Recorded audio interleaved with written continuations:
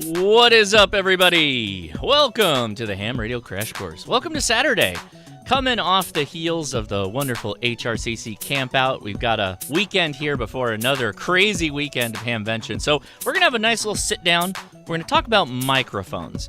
And, well, I did mention it's a QRP mic predominantly. I'm sure you could use it in other radios. And I got a friend on here that's going to talk a little bit about that. Well, we build one of these, show you how to do it, talk about some do's and don'ts, and some cool, I guess, interesting happenings in the world of the QMX doing single sideband, and what mic you should consider. Please enjoy the memes, and we'll get started in just a moment.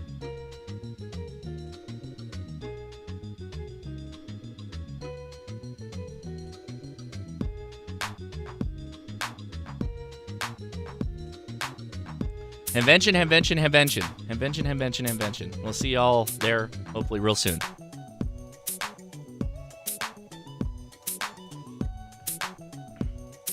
All right, hey, how's it going, everybody? I'm Josh KI6NAZ. Here at the Ham Radio Crash Course, we like to have fun with radios. I just did a soda activation yesterday. It was a lot of fun. Had some funky times with the bands, and I was thinking to myself, I should have just brought that QMX to play around with that when I was on the summit. And it made me think, I got another mic I need to build. If you've been following for a while, you know we talk about Adam K6ARK's microphone kit. And Hanz recently introduced a single sideband firmware for the QMX. And the QMX is this guy right there. Very tiny little CW radio, at least when it was first created. USB-C, it actually does digital modes as well, like FT8. But he released a firmware that allows it to do single sideband, and in fact, I have mine connected right now. And it sounds really good, but Hanz made a distinction. He said you should use a particular microphone element, something with a bit higher gain than Adam has in his kits, and has traditionally been used with some other radios. Even the microphone that's embedded in this radio, not really high enough gain. So I've got a bunch of those little guys. In fact, I hooked up my microscope. Oh, hey, spoiler alert! That's our guest. Pretend like he's not there right now. I hooked up my little microscope so I could show you the differences between those microphones. They're sitting side by side with each other.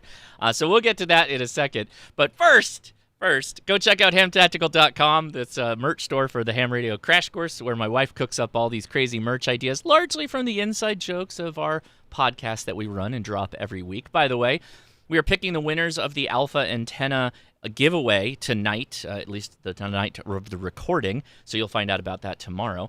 Pretty excited about that, and thanks again to Alpha Antenna for sponsoring us for a month here. Appreciate it. And although, I gotta mention Hamvention. I'm super excited. Of course I am. I love Hamvention. But we are doing TrollPub. We're gonna give TrollPub a chance to redeem themselves, to totally redeem themselves. We have a room this year, so we've got some planning in the background for this, but basically it's a Saturday, 5 p.m. until they close, okay? Although you don't have to stay that long. But here's the deal.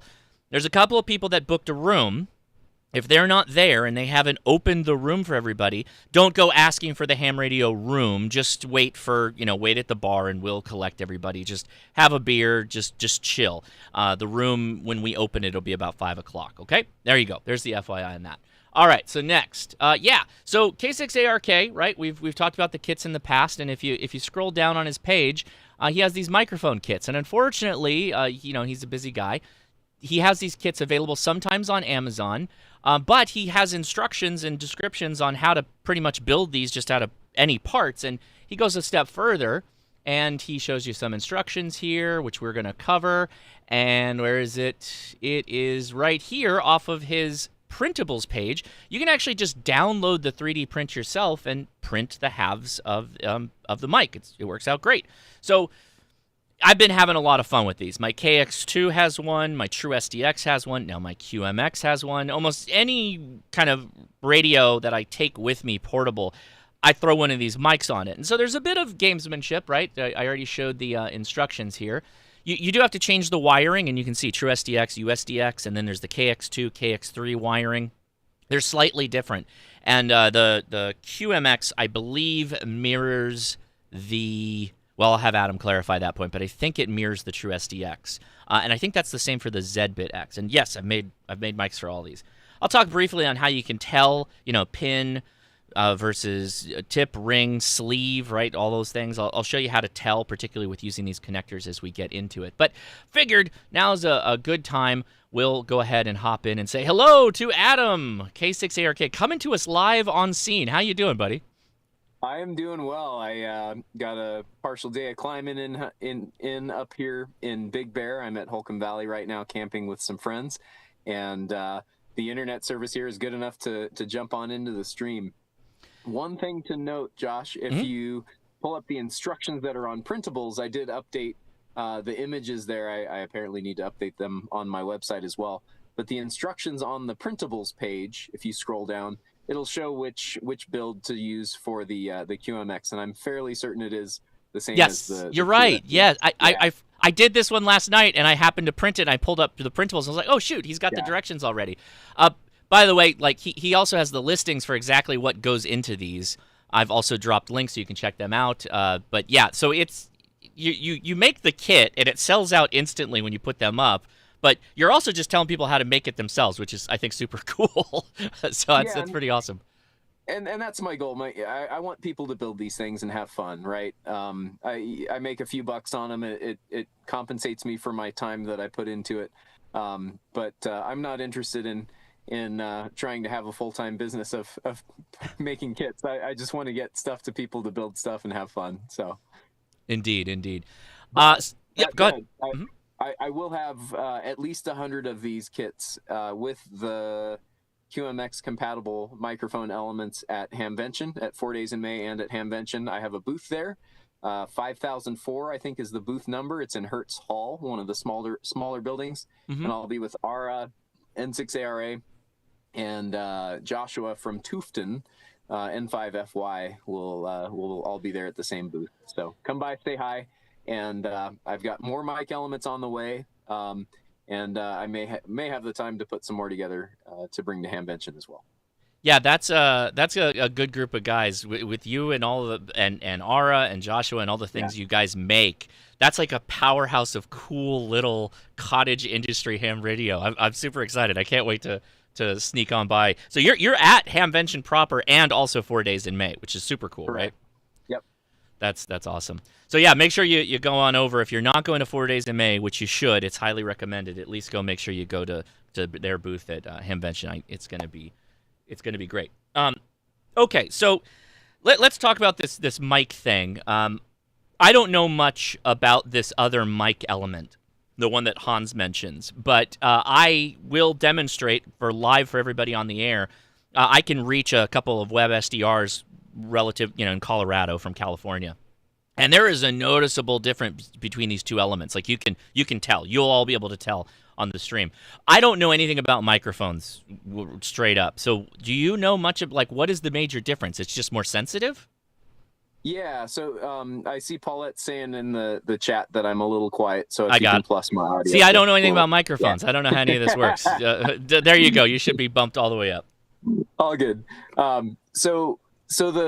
I think part of the key here, that this microphone element is on the much more sensitive side of things. It puts out a stronger signal with a given level of audio that's hitting it than many of the other elements. And you can see that in the decibel rating.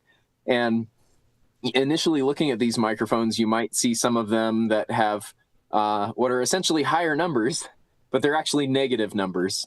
So, the typical mic elements you'll see for the Electret condenser mics are in the minus 50 to minus 60 to maybe minus 70 dB range. And this one is I think it's a minus 24 dB microphone. So you're getting, 20 to 30 dB more signal feeding into the system than you do with the less sensitive microphone elements. And that can be, depending on the system, that can be good and bad. But in this case, that stronger signal helps overcome some of the internal noise, I think, in the QMX that it's competing with, and allows you to have a little less gain in the audio system. And the result is just less feedback and issues with self-interference, essentially. And when I initially tried the QMX with my QMX with the other less sensitive elements, I found that I had kind of a buzzing or self-interference problem. And if any of you encounter that, even with this microphone, I would encourage you to go through all of your settings. And what I found in mine was that some of the settings were actually somehow managed to get outside of their normal parameters. One of the, I can't remember what setting it was, but one of the settings in the QMX for audio is supposed to range from 0 to 100, and it was 220 something on That's mine when I initially found it. So I dialed that down and corrected that, and moved to the correct mic element, and it ended up solving all my problems there. So bottom line, this more sensitive mic element seems to serve the QMX well by just giving it a stronger signal to work with, so it doesn't have that internal noise causing potential problems in the audio stream. Oh, very good. All right, well, I'm gonna build this sucker real fast, and then we can talk some more and test it. And I'll bring him Adam in here so he can give some play-by-plays. Yeah, it's a fun little kit. It's not difficult to build, and I think you probably pays dividends on the back end from using it because it's so light, right? That's one of the reasons I like it so much. Grayman Poda is asking, did you need to factory reset your QMX to get the settings back? Is that even possible? I assume it is. So here's the deal. I think what happens with the QMX is that Hanz tries to maintain your settings when you do firmware updates. So stuff doesn't always overwrite everything when you do a firmware update. But I suspect in his iterations of updates, sometimes he needs to shift memory blocks around a little bit in there to make room for things, and I suspect that's where stuff sometimes goes haywire. So I'll give you an example. When a while back when he came out with the CW filtering in the firmware, I jumped from like firmware version 17 to 23 and had all kinds of problems with it. So I went back to 17, then installed 18, then 19, 20, 21, 22, 23, and it solved all my problems. So I suspect that's how it occurred, when, I jumping from one firmware to another, or from some version that he wasn't on to a beta, it kind of caused some funky issues in there. To fix it, I just opened up the item in the menu and spun the dial until it was down in the right range, and it started working properly. Very good. I will mention for people that are watching the live build here, I am just using a pair of tiny vice grips to hold the connector, and that seems to work out just fine. And I am using the Atom connector, the one that he recommends. That's a part of the kit, and I really do like these a lot more than a lot of the cheaper ones you can get on Amazon. So the long pin is the tip. That's the thing to remember. And we're following the directions kind of to the letter here, so just to make it easy on ourselves. Okay, I was thinking the long pin was the ground. I could be wrong on that, but there is an easy way to check if you've got the digital multimeter. And oh, you know what? You gave me such a great segue there. That's exactly why I had this out here, so we can test that, and that's good, right? So Adam's like, hey, it might be the other one. We should test it, and you should. And if you don't know this and you can't remember it, you should definitely do that. So I've got my multimeter here. We'll set this to continuity. And not all connectors are created equal, right? Some of them, the pin on the left is the ring, and some on, the pin on the left is the sleeve. So you never know what you're going to get, and it's good to check and test. Ah, yes, tip is on the right, and so that would make. Let's find the ground. That's probably on the left. Oh no, the ground's the long one. No, you're right, Adam. And so ring is left. Yep. Hopefully you can see that. Yep.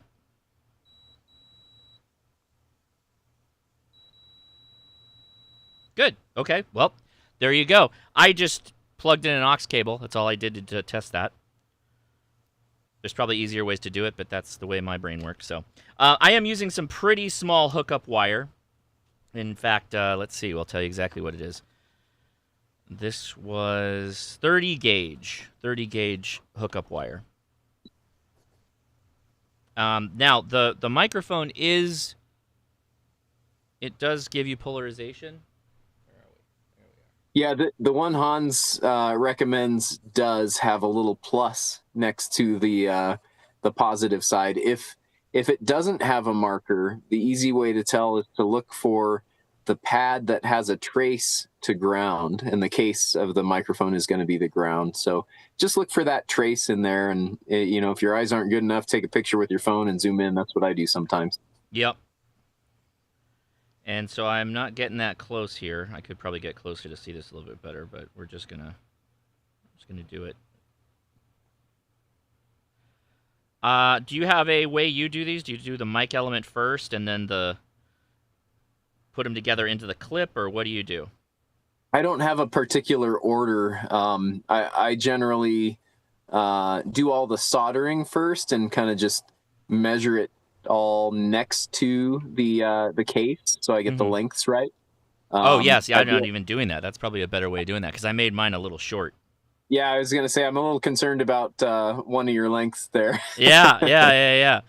But we'll see how, if I have to resolder it, it's not that big a deal, and the parts are kind of cheap, so we'll make these a little bit longer now. That's right. So if you look at your instructions and see which pad goes to the PTT or the button, that length wire you've got on there is probably sufficient for that. So you'll just need a wire that's maybe a double that length for the other. All right.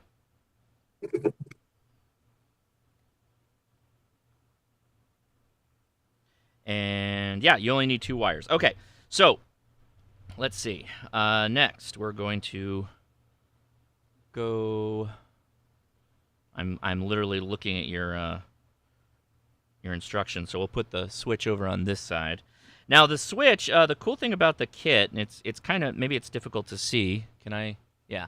So the switch will actually, it'll kind of press onto a little nub that's right there, and that's pretty nice because it holds the switch into place really well when you're doing the setup for this. So I do like that a lot. Just keep in mind that for the switch, you probably want to solder the wire on the outside, and then the connector, I like to put the wire through the inside, through the middle part of the connector, if that makes sense.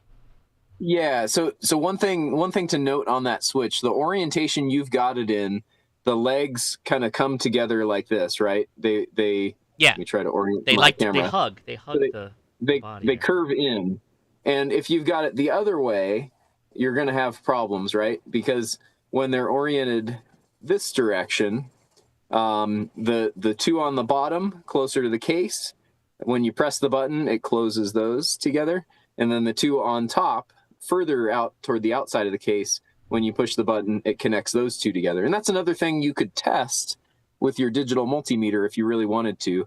You can. It's a little tricky. You kind of need 3 hands to do it if you don't have a clipping lead. But if you have a lead that has a clip on it, where you can just clip to those legs, you can pretty easily figure out when you push that button which of those 2 wires gain continuity. But generally speaking, if you're connecting opposite ones that are kind of curving together like that, you're doing it right, and you're going to get continuity between those when you push the button. All right, so we've done the jumpers there. Okay, so if we got to make all this fit, it's going to fit in like that, and then you're going to have the connector like that. So we probably got the space for it. Am I in shot?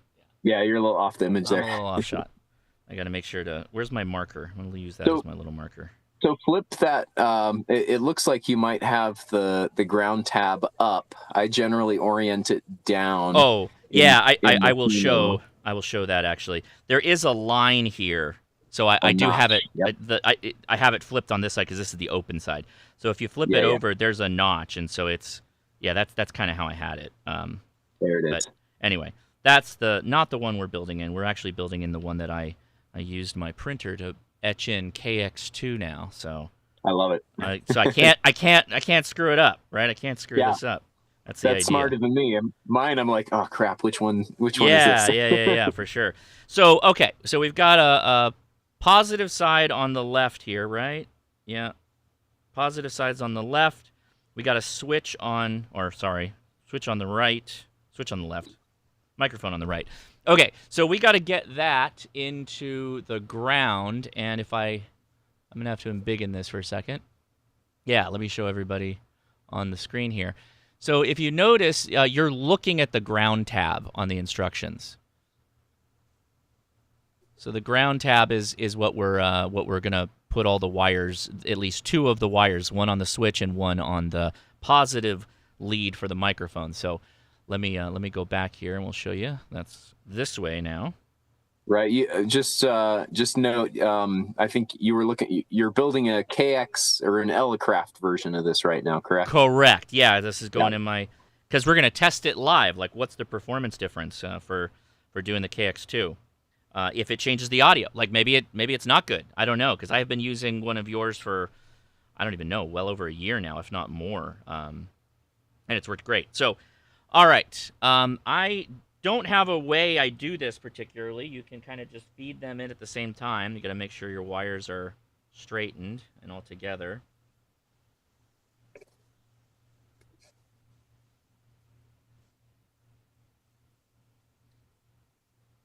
Yeah, one thing I'll do sometimes to solder the two ground wires to the lug, I'll strip, maybe an 1/8 inch or so off of each of them, and then I'll just twist them together. So Yeah.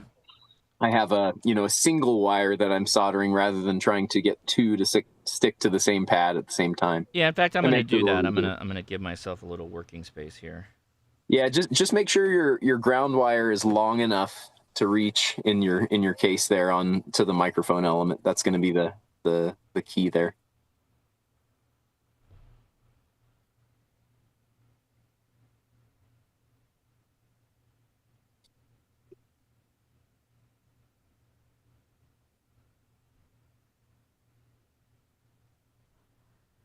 And we'll go in like this. Yeah, it goes in perfectly smooth. And I'm actually going to, let's lay it up like this. So they kind of solder straight the way they're going to be used.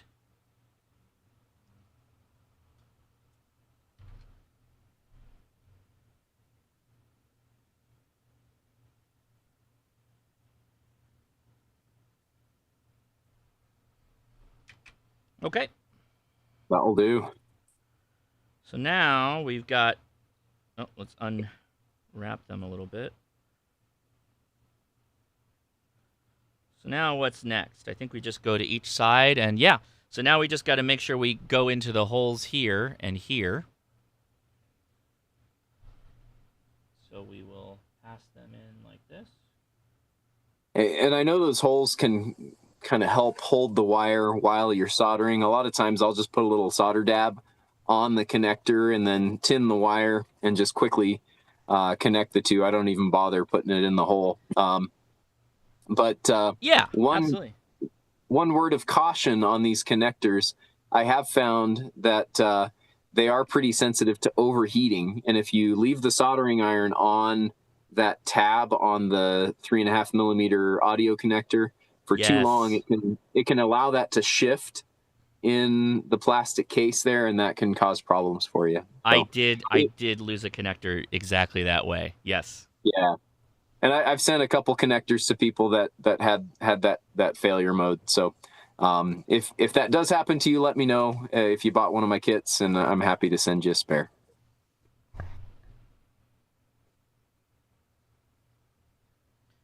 And I think this is our last solder, and then we'll test.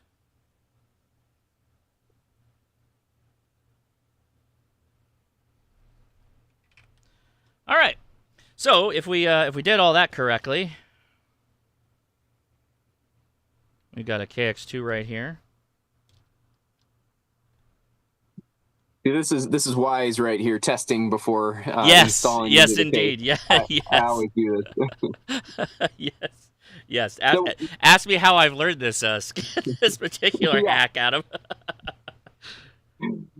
One other little note on some of these connectors, like the first time you squish that that auxiliary cable into the connector. Some of them take a little extra effort to get the thing in. For whatever reason, that first that first time you connect the two, they have a little trouble there. So, I have a problem. It says PTT error. Are you sure we oriented it the right way? No. I just followed your directions. That's all I did, Adam. We'll test. Ruh-roh. We'll check it.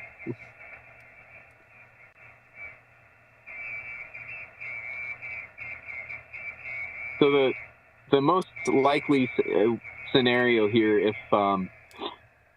if there is something that's causing that PTT error issue, would be basically hooking up the QMX version and TruSDX version, so the leads are swapped, and it's possible the connector is opposite of the one that I happen to use, or it might be worth double checking and seeing if you align the left and the right to the left to the mic and the right to the switch, or whichever is the standard for the KX2.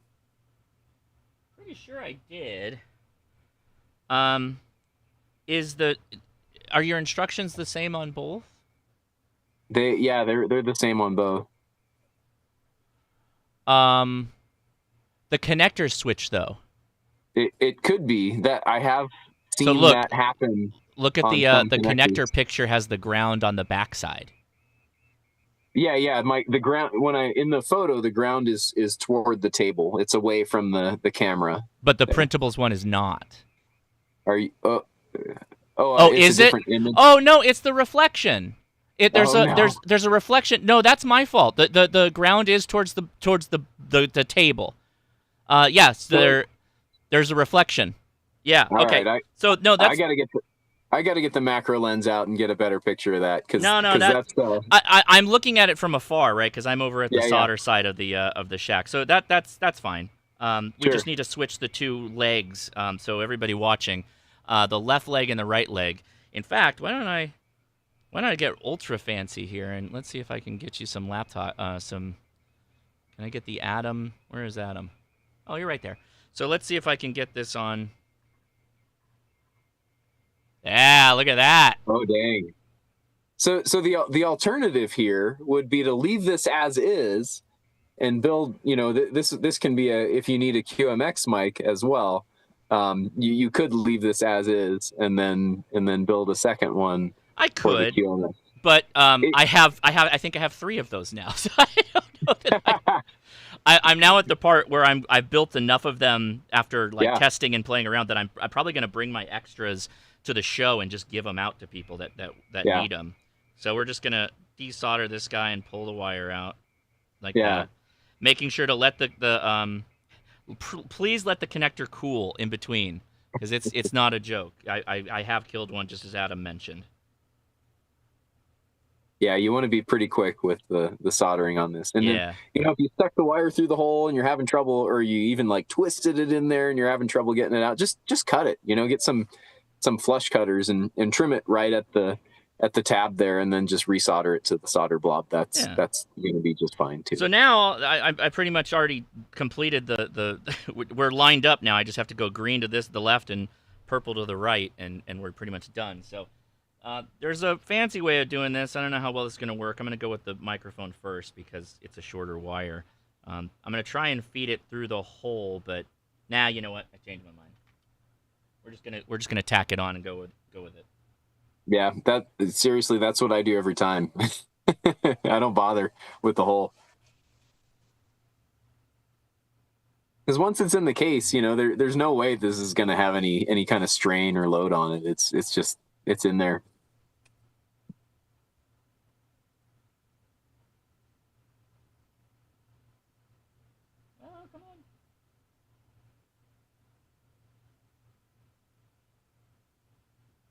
Oh, I'm heating it too much. I gotta wait. I think we're still good.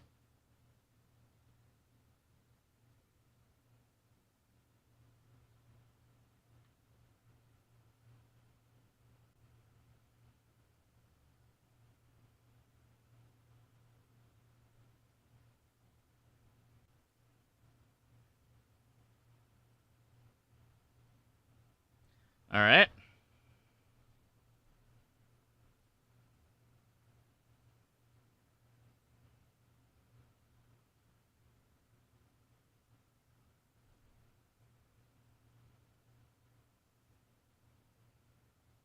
Okay. How'd we do? Well, we can find out. Let's see. Let's find a empty spot here.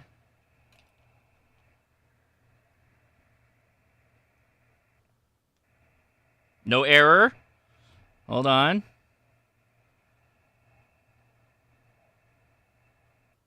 Got it. That looks more promising. Got a little whistle in there. Okay. So all right, we're good with this guy. So now comes the actual fitment into the case. And so I like to take this out, right? And by the way, this connector is really strong. It's really going to hold on to your aux cable pretty crazy. So where's my KX2 guy? Yeah, he's the one that has the slot here. So the slot has the little ground slot, right, that we talked about.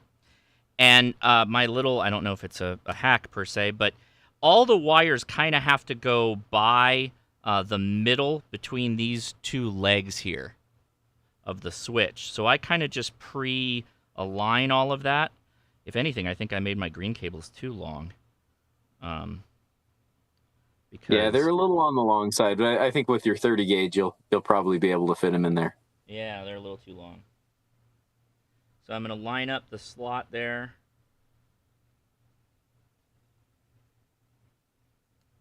Okay. That's in.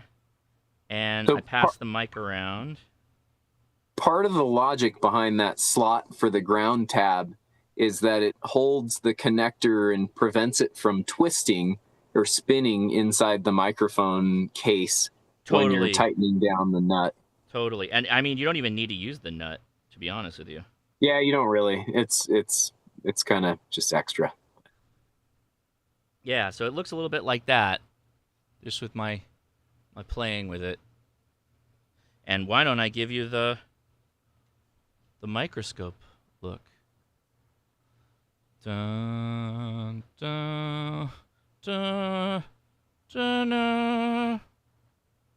So there you go. It fits. You can see right there in the middle. That's the ground slot.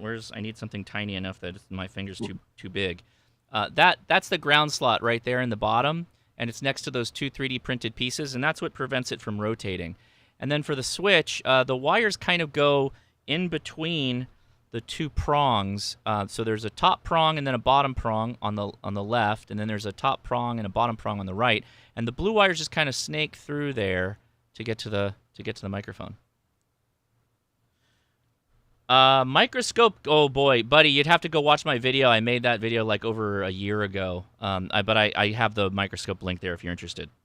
So at that point, we can just snap it back on, and the back's the one that doesn't have the ground lug, right? Now you can just snap this on, and it retains it pretty well, or you can get a little crazy glue. Get a little crazy out here. Do I have my crazy glue?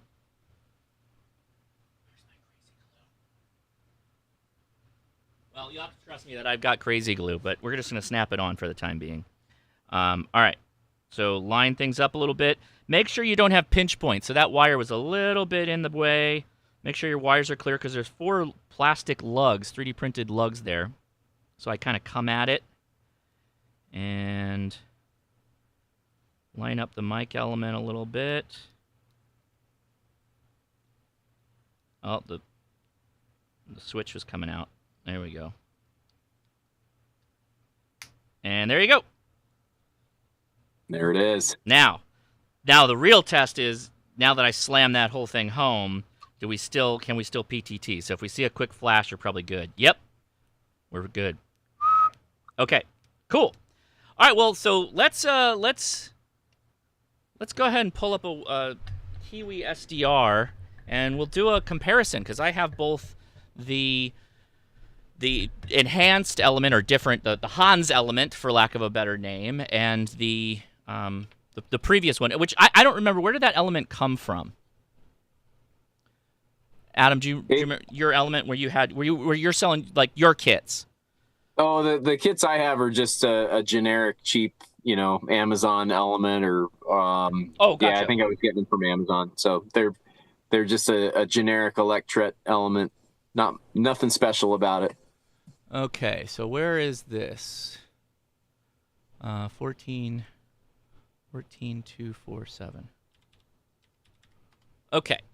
So you should be able to hear this. You, Adam, you probably will not, but audience will. I'm going to mute my mic for a second. Adam, you still be able to talk. They will hear all of us. You'll hear me, but they won't hear me for a second. So let me turn on the radio here.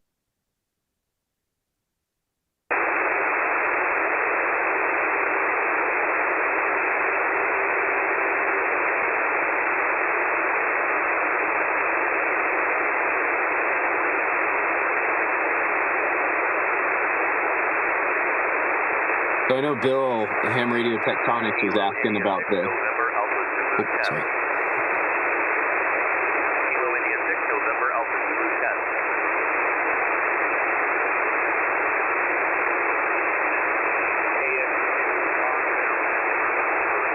November Alpha Zulu.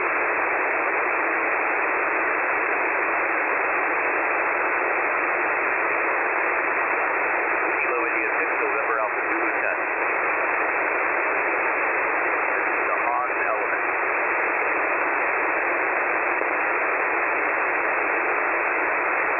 Kilo India 6, November Alpha Zulu 10.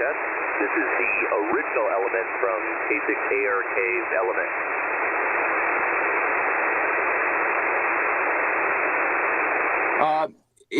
Yours is better on the KX2. That's possible. I would suggest that you probably need to change mic gain for Hanz's. You probably need to turn it down. So I suspect, I'll bet you've got AGC on in there, so it's compensating for it. But that's kind of I think a common thing where those radios are kind of built for a less sensitive mic element. And I think from what I understand and from what I understand, there are some advantages to that. You pick up less just noise, ambient noise with a little bit less sensitive mic element, and you tend to be able to talk a little closer to it, so you can isolate your voice better into the microphone. But that is going to affect your mic gain settings and all that good stuff. So, really quick, I have to clarify this so I don't get myself in trouble again. I ordered my ZBitx on April 1st. I was a very early orderer, and I can show you that confirmation if you want. The ZBitx people contacted me, and they're like, Josh, please correct your video. You made it sound like we sent you a special radio. We didn't. You bought it on April 1st. You're one of the first people. They're emailing us. They're calling us. Why is Josh getting early radios? They didn't do anything. I was just an idiot, and I didn't notice the date I bought it. So there you go. Okay. All right, let's try the TruMX then, and sorry, the QMX, and cool. We'll do the same thing. So one quick note for Bill. Oh shoot, what was his question? Ham Radio Tectonics. On the question now. Yeah. Bill, throw your question into the chat there again. You had posted something. The internal microphone. Yes. So Hanz is presenting at 4 Days in May this year, and his talk is about developing SSB for the QMX. So hopefully he'll have some commentary on that, and if not, I'll certainly ask him there at 4 Days in May. So, all right, let's do this again. This time on the QMX. I'm gonna mute myself, and yeah, this is the wrong one. You actually need to see the web SDR. There you go.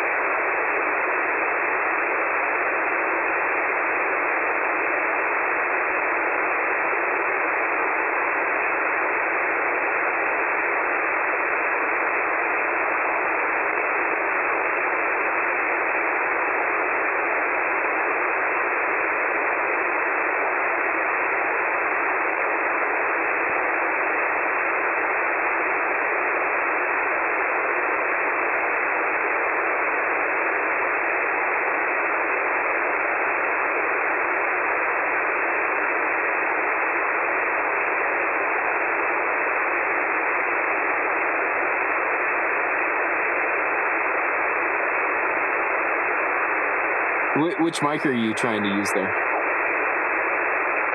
All right, hold on. I've got some problem here. Let's mute that for a second. Okay, QMX. I did mark that one. And it goes in the paddle, right? It does go in the paddle, yeah. Oh, there it is. Okay, I don't know what. Maybe I just had to have it plugged in. Let's try that. That helps. Yeah. Let's just let's try that again. Kilo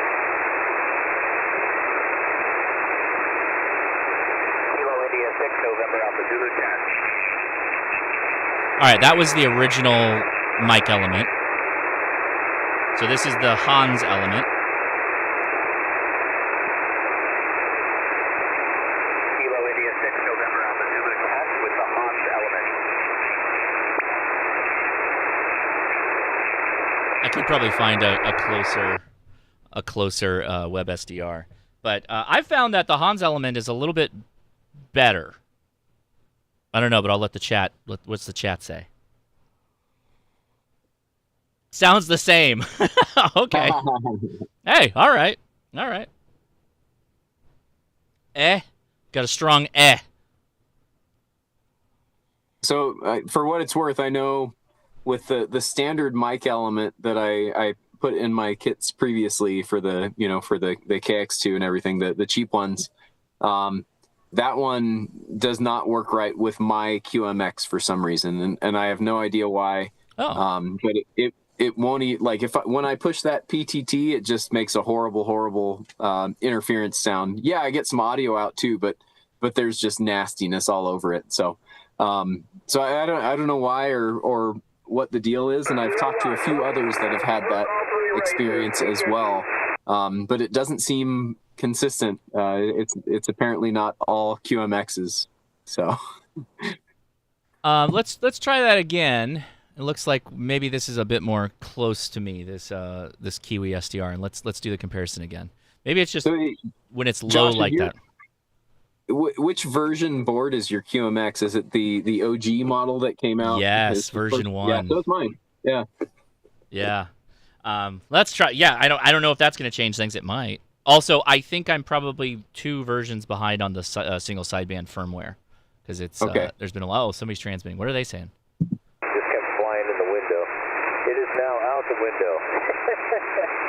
But like I said, my wife's been doing some shopping and. Okay, somebody literally tuned up on that frequency to have a QSO, which is fine. We'll move down. Let's see. All right, 24,240. All right, here we go. Audio again.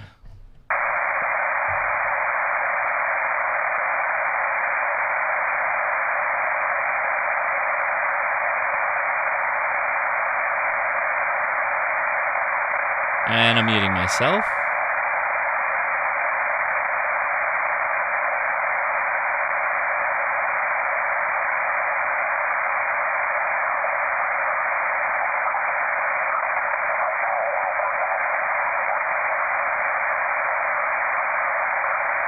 There's something weird with the should be that guy. Very odd. Let me try that again. Kilo India 6 November Alpha Zulu test with the Hanz element. No, now I'm not making it in at all. Oh, I changed Kiwi SDR, so maybe they're just not hearing me. Let's find another one. I am on QRP, guys. Come on. Boise, my buddies in Boise, they'll pick me up. Maybe I'm too close too for 20. Probably should switch this to 40 because I've got the version 1 with the slightly lower power output on 20 meters. Do you have that problem? Yeah, I think my 20 meter power output is okay, but I think it's a sensitivity issue on receive on 20 meters is generally the issue, if I remember correctly. Yeah, no, mine is power output, legitimately lower power output, about a watt or 2 lower power output. So let's give this a shot. See how we do. Kilo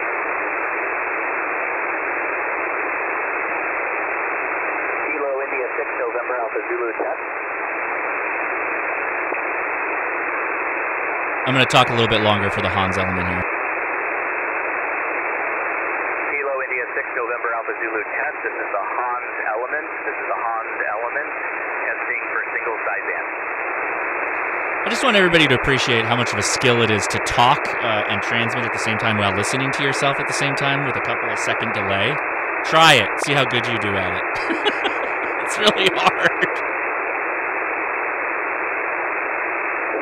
Kilo India 6 November Alpha Zulu test. This is the original element. The original element. I guess it's the cheap Amazon element. Kilo India 6 November Alpha Zulu test.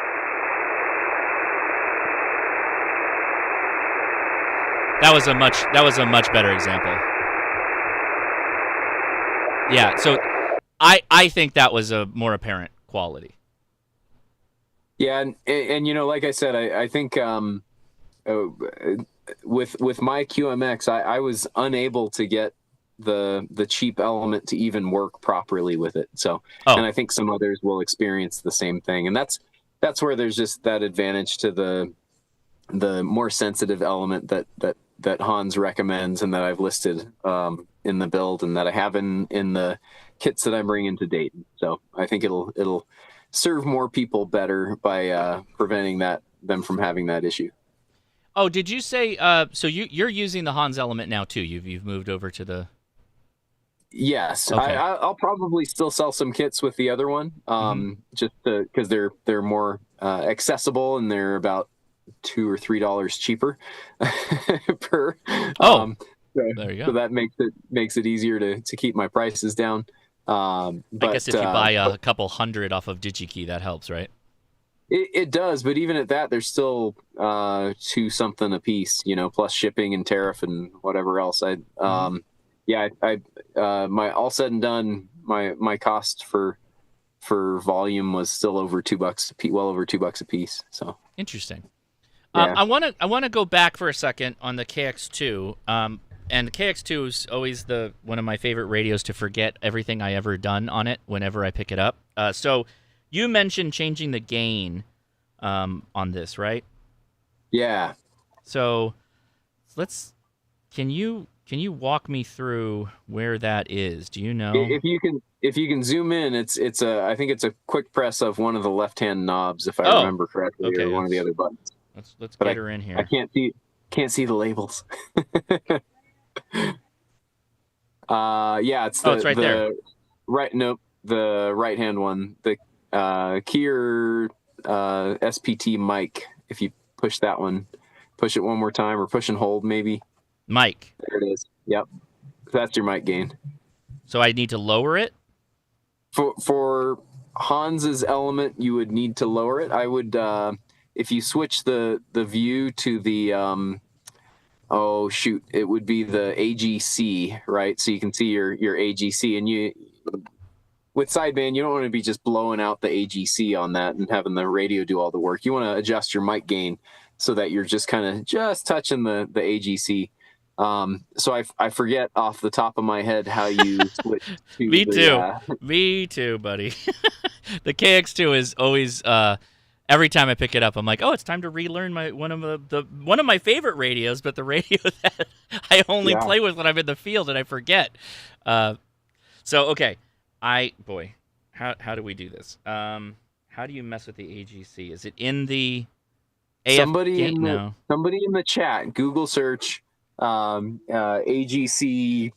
What would it be? AGC display on the KX2 and right, because we're changing the display.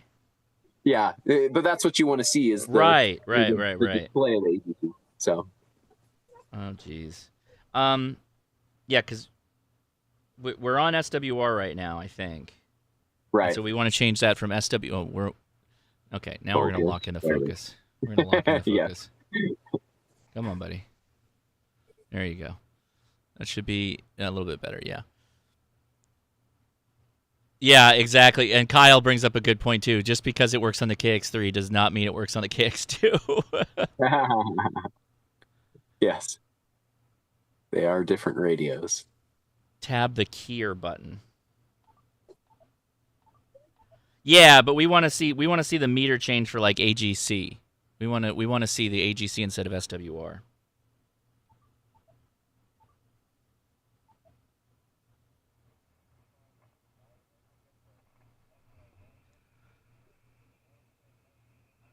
While we wait for a second, I'm going to key down here.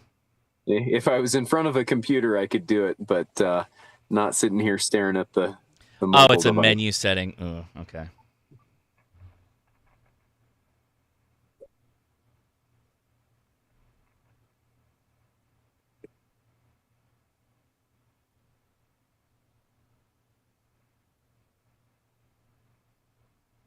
At least they go in alphabetic order, right?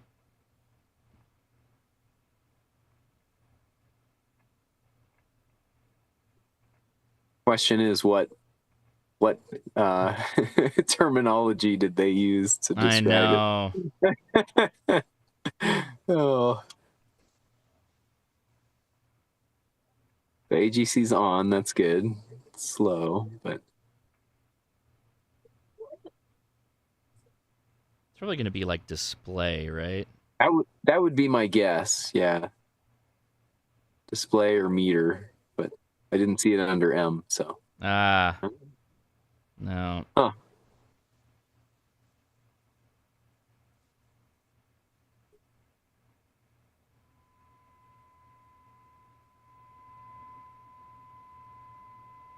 Yes, the dulcet sounds of somebody keying up on the frequency. Okay, so there's no M, right? No, for meter. And of course, it's got to be something easy, and I'm just not seeing it. It usually is. I mean, that's typically how this works. So, what if you press and hold the left knob, the AF gain monitor knob? It's a noise blanker. Okay. Oh yeah, I see it now.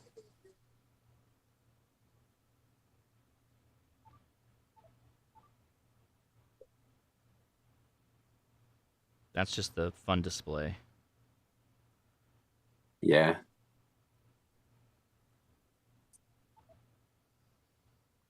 Long press disp. Where's disp? Bottom right. That's to get to your got menu, it. though. Yeah. Just the settings. Press and hold disc. Cycle through display options. You can cycle through different display options. See various. Yeah, no, we're cycle through display options. So it's always alphabetic. That's the cool thing about the Alacrafts, at least, is that you can just go up. So where's BAT, CW, dual, and then it goes from D to F. So there's a display menu that I don't know. That's the part we're trying to find. That's the part we're trying to find.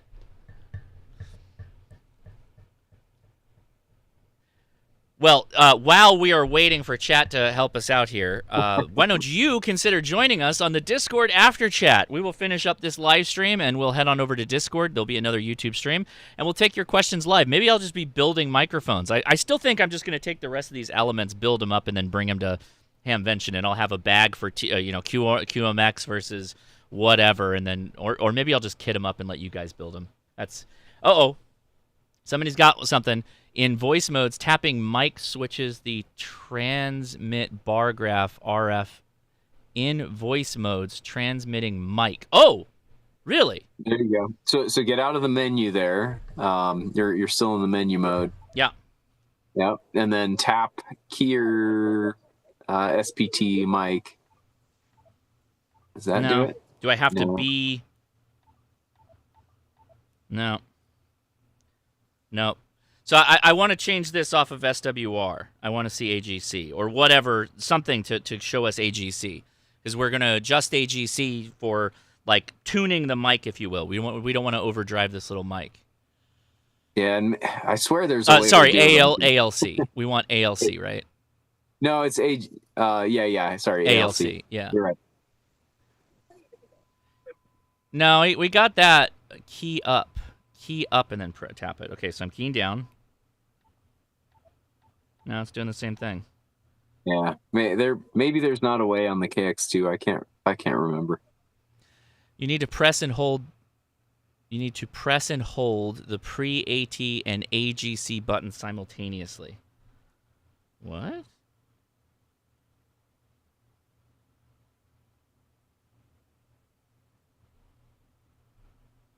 See, this is the thing with the KX2. It's so small, and because it's small, you're... Oh, wait. Okay. We're getting background tips here. Oh, okay. Hold on. I got to read this. Tap the display button. Do not hold it. Each tap will... Oh, duh. Oh, God. Are you kidding me?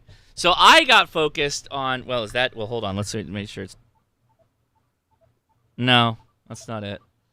Each tap will transmit through the meter.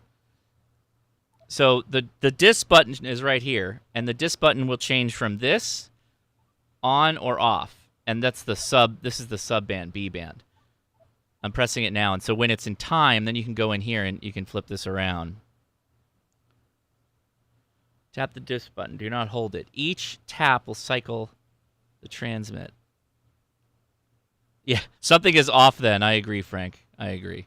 All right. Well, let's try this one more time before we wrap up, and then we'll go get on the after chat and have a little fun, or maybe we'll deep dive this further. Let's see. I don't have the compressor on, so that's probably good. So we're just getting the raw signal for ALC. You have to click the heels 3 times while pressing. Oh, that is exactly what.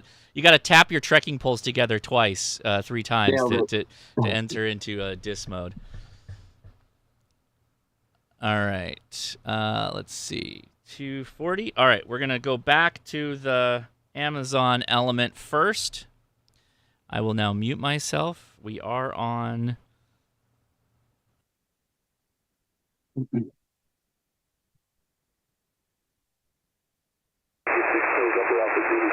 Kilo India 6 November test with the original Amazon element mic.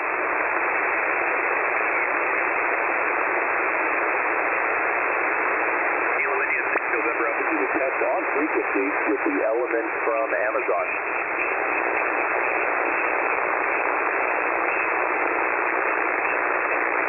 Kilo India 6 November altitude test.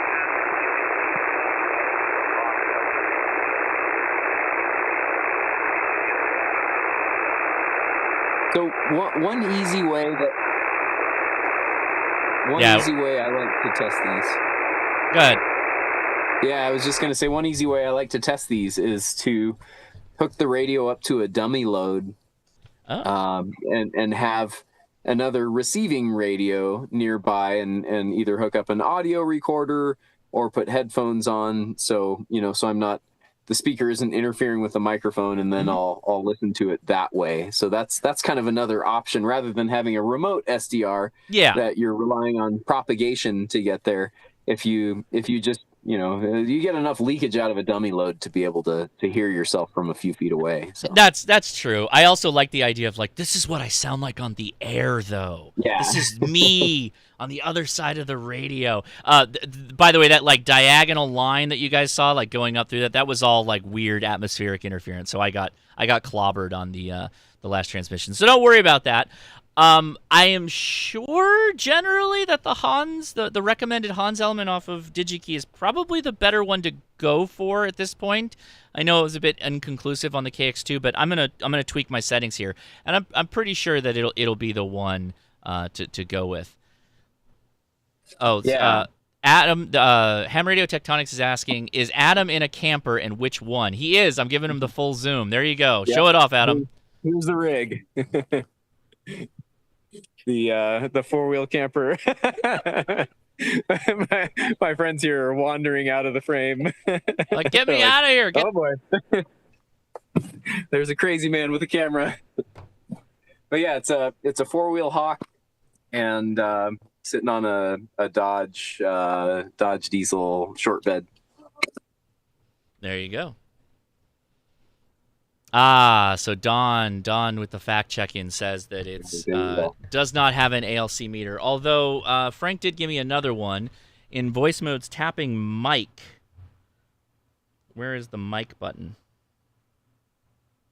Oh well, it's okay. We've done what we have accomplished.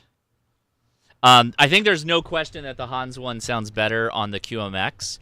I have a feeling that the KX2 one is more or less just because the KX2 gives you a ton of settings, and I likely have mine kind of already dialed in a little bit for my original mic element. And you should do that. You should go in and play around with the settings. Unless you're using just a stock microphone that came out of the box with your radio, you should still tweak things. And even then, the stock mics, sometimes the radios are not optimized to give you good treble and bass and all that for transmit or whatever your transmit EQ can do and afford you. So do consider that. Very good. Yeah, I did some testing the other night with Brooks WB6EDK, my neighbor a few miles away, with his recently built QMX, and we wanted to kind of hear what the audio sounded like for each other, and it sounds incredibly good. Mm-hmm.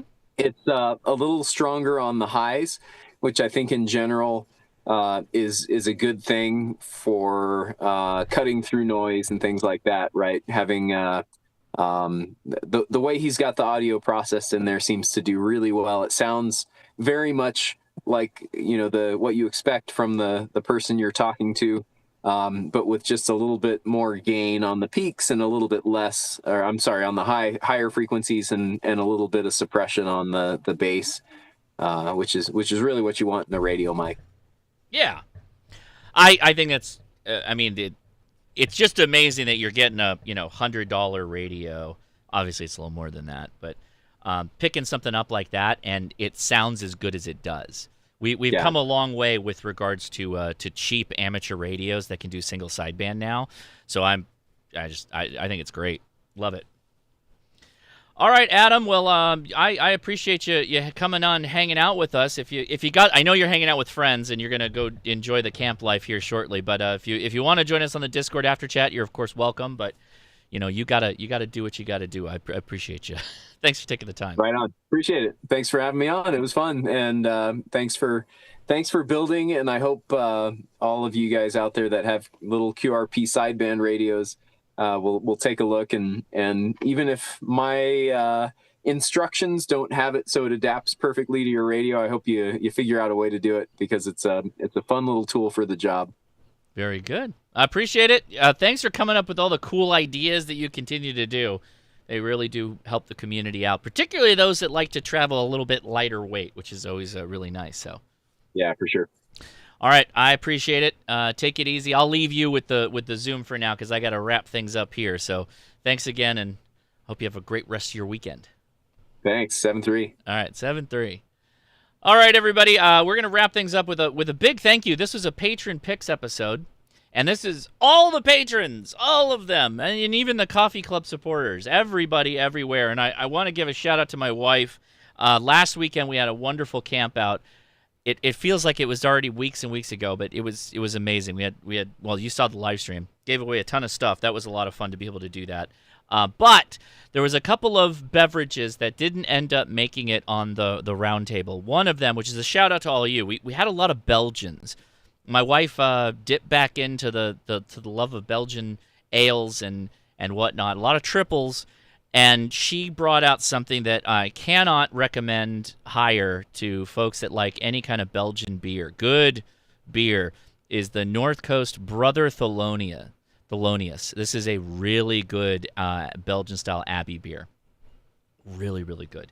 And so that's what I drank here for the live stream.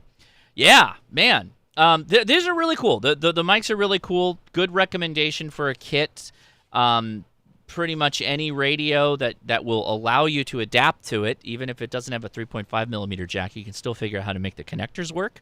You may have to do a little fussing, but you'll get it. You'll get it. And I think they are generally pretty effective all around. So yeah. Let's see. What was the booth number? I don't know the booth number. I'll try and get that from Adam, and we'll clarify. Let's see. Yeah, see, I don't know what the FTX1 connector is going to have, but you better believe I'll probably make one of those up. And yes, I, like many of you, have plopped my money down for an FTX1. I will be getting that. And I'm kind of on the precipice of deciding what radio I may drag out to Hawaii in the next coming weeks here for a bit of a POTA rove I'm doing on the Big Island. And I need a 100-watt radio, and that Optima might be the solution. Don't know. Optima or no, you should follow us to the after chat, and we'll have a little bit of talk of what radios you should be buying.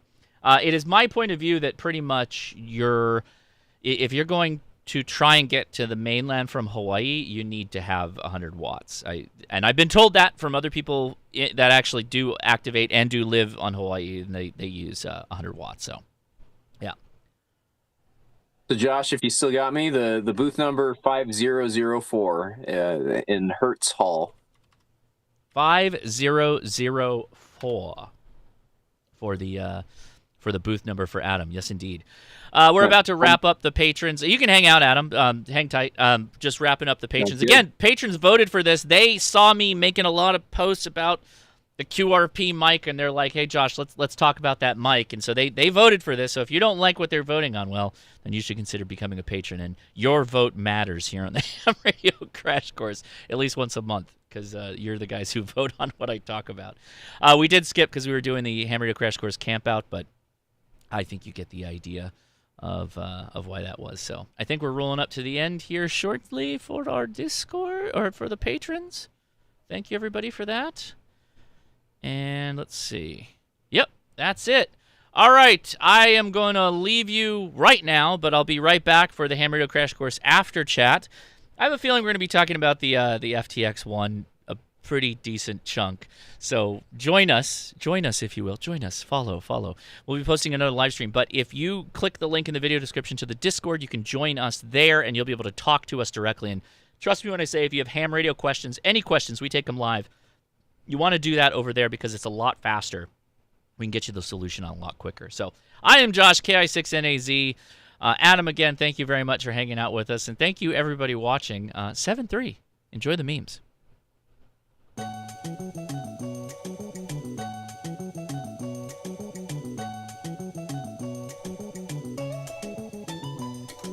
Oh, say it ain't so. No Optima until August. I might not be optimal for Hawaii.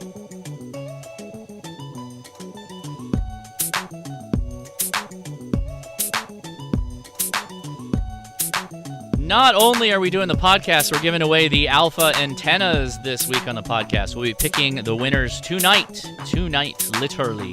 So if you did not get in on our special giveaways for the last couple of weeks on the podcast, this is pretty much your last chance. You kind of have to listen to it to know what to do. But yeah, go check out Ham Radio Crash Course podcast. For the last at least 2 weeks, for the last 4 weeks actually, we've been doing the planning for the giveaway. So we'll talk to you soon. 73.